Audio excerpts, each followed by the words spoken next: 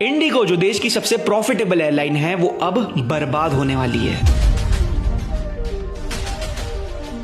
ऐसा हम नहीं कह रहे, ऐसा कहना है देश की जनता का, क्योंकि लास्ट 3-4 दिन में इंडिगो की 500 से भी ज्यादा फ्लाइट्स कैंसिल हो गई, जिसके कारण बहुतों के ट्रिप्स कैंसिल हो गए, कईयों की मीटिंग्स मिस हो गई और किसी को तो अपनी शादी की सेरेमनीज ऑनलाइन करनी पड़ गई। किसी ने ध्यान नहीं दिया तब पर अकेले नवंबर में ही इंडिगो की 1200 फ्लाइट्स कैंसिल हुई थी। प्रॉब्लम नवंबर में ही शुरू हो गई थी, पर 2, 3 और 4 दिसंबर को हद पार हो गई। एक दिन में अकेले बेंगलुरु में 73 फ्लाइट कैंसिल, हैदराबाद में 68 फ्लाइट कैंसिल, और इतने सारे कैंसिलेशन के कारण मच गया टोटल केओस। क्योंकि इंडिगो इंडियन एविएशन का 65% ओन करता है, तो जाहिर सी बात है कि अगर इंडिगो में प्रॉब्लम आएगी तो पूरी इंडियन एविएशन सफर करेगी। पर इस सबसे हटके मैं आपको बता दूं कि ये प्रॉब्लम शायद लॉन्ग टर्म में हमारे लिए फायदेमंद हो सकती है। वो कैसे, इसे समझने के लिए पहले पूरे इशू को समझते हैं। तो बात है 1 नवंबर की, जब डीजीसीए ने कहा था कि पायलट से अब एक्स्ट्रा काम नहीं करवाया जा सकता। इन्होंने बड़ी स्ट्रिक्टली कह दिया कि आपको पायलट्स को 35 to 38 आवर्स पर वीक ही काम करवाना है एंड कंटिन्यू 48 आवर्स का रेस्ट तो देना ही होगा। आप एक्स्ट्रा पैसे दे के भी एक्स्ट्रा शिफ्ट नहीं करवा सकते, क्योंकि पायलट्स कितना भी बोल ले पर उन्हें फटीग हो ही जाता है। कैप्टन ऑपरेट करने वाले थे ये फ्लाइट, उनका फटीग हो गया तो वो फ्लाइट ऑपरेट नहीं कर सकते हैं। ठीक है, क्या फट गया?